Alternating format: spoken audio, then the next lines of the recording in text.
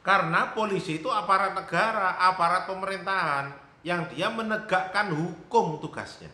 Bukan jadi debt collector yang disewa orang. Nah, ini masalah nanti.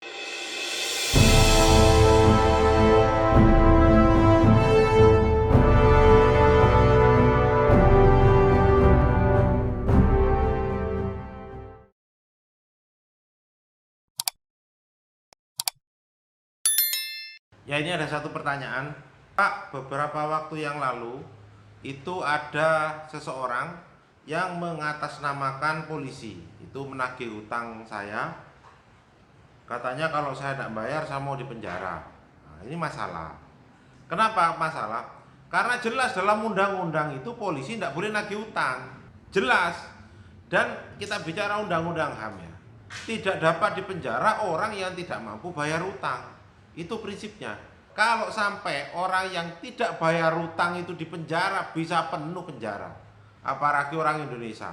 Bisa Pak? Iyalah, pasti penuh.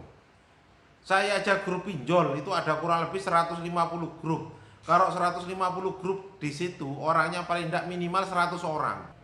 Sudah 15.000 orang yang akan masuk penjara gara-gara gagal bayar. Kan seperti itu. Jadi tidak boleh orang yang tidak mampu bayar utang itu dipenjara. Undang-undang nggak mengatur itu. Oleh karena itu, kalau polisi nagih utang tak jamin tidak boleh. Laporin ke Propam.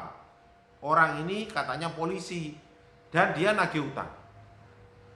Tetapi akhirnya bicaranya lagi ke oknum. Itu masalahnya. Baik TNI maupun Polri ketika mereka melakukan perbuatan tidak benar akhirnya menjadi oknum. Nah ini. Tetapi oknum itu bisa ditindak loh. Kalau Anda kuat buktinya, memang dia seorang anggota polisi atau menyatakan bahwa saya adalah anggota polisi, saya berdinas di sini dan sebagainya, laporin. Anda screenshot tagihannya, sampaikan, bikin pengaduan ke Propam, biar mereka bekerja nanti.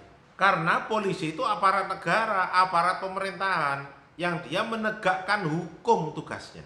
Bukan jadi debt collector yang disewa orang. Nah, ini masalah nanti. Meskipun dalam prakteknya banyak utang perutangan yang bersentuhan dengan pidana. Sebagai contoh, orang yang kredit motor tapi gak bayar, akhirnya mendasari undang-undang fidusia, pihak leasing melaporkan debiturnya ke kepolisian dengan dasar pasal 36 undang-undang jaminan fidusia. Contohnya penggelapan, penipuan, ya seperti itulah. Tapi intinya ya tetap polisi nagih utang itu.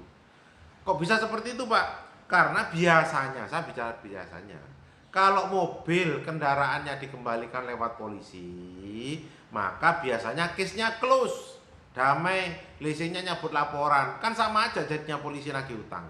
Atau bisa juga beberapa kasus itu kirim barang nggak dibayar, akhirnya timbul ada nota yang tidak terbayar, kemudian dia melaporkan, yaitu pembelian barang dengan tidak membayar sama sekali, pasalnya 379A.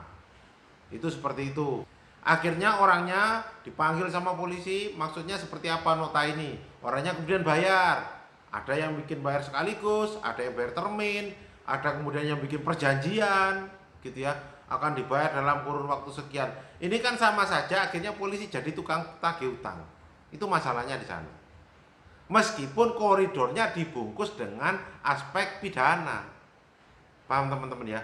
Jadi kalau memang ada polisi yang nagih utang itu aturannya tidak boleh. Kalau toh boleh, bicaranya akhirnya kepolisian oknum itu. Saran saya, kalau memang Anda memiliki utang, yang jelas utang itu aspeknya perdata dalam hukum ya. Ada memang beberapa perdata yang bersentuhan dengan pidana. Nah ini agak hati-hati. Karena ketika bersentuhan dengan pidana, polisi bisa masuk. Contoh, arisan, tidak bayar. Loh, yang milik arisan itu lapor ke polisi. Katanya memperkaya diri sendiri, katanya menggelapkan uang orang. Wah ini masalah semua ini. Mau nyabut laporan kalau dibayar. Nah itu kan masalah juga. Akhirnya polisinya jadi tukang tagih arisan, kan seperti itu. Nah ini harkat dan martabat kepolisian kan masalah seperti ini. Ada yang seperti itu Pak? Ada.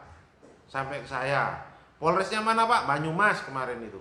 Ada yang seperti itu kok. Jadi saran saya, kalau memang seperti itu, coba dilihat. Kita lihat konstruksi hukumnya seperti itu, pidananya masuk atau enggak, atau aspek perdatanya lebih kuat.